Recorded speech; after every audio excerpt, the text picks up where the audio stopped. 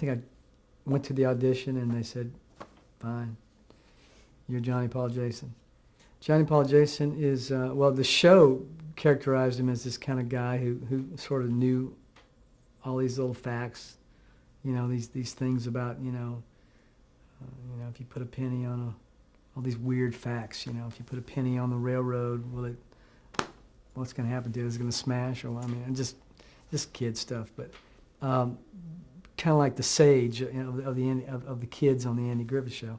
But my character never did turn into that. When I came on the show, I was just kind of one of his buddies and one of his friends and that kind of thing.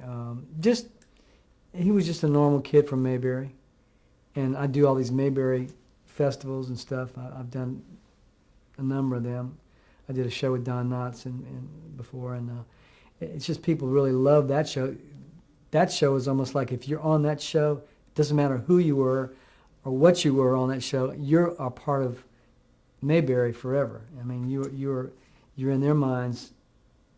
You're there. You're a Mayberryite. How did the experience of acting in that sitcom compare to the I Love Lucy experience? Completely different. It wasn't shown in front of a live audience, so it was just cameras and like a movie type thing with one camera deal. Very laid back. Andy Griffith's show was very much like their characters. They were really nice to work with.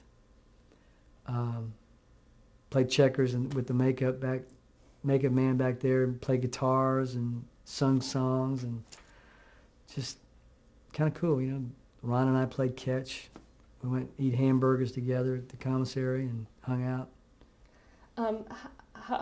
Talk about performing with Ron Howard.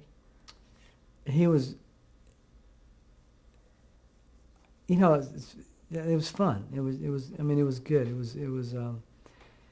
There was even back then there was a dynamic around him where you could see the director in him, even as a kid. But he used to look up to me because I was older than him, and of course our teacher was Catherine Barton, who taught me as Little Ricky on the show earlier.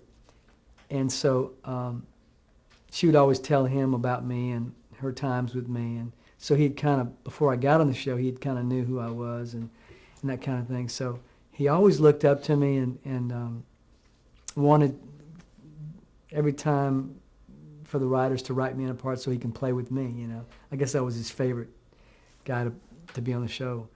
And but you could always tell there was a dynamic, and we suggest to the director, how about saying the lines like this or this way, which you wouldn't do on the Lucy show, or the I Love Lucy show. So at that point, anyway, it was more of a laid-back kind of. Of course, they called me Richard. The assistant director would call me Richard, and I hated that. They wouldn't call me Keith.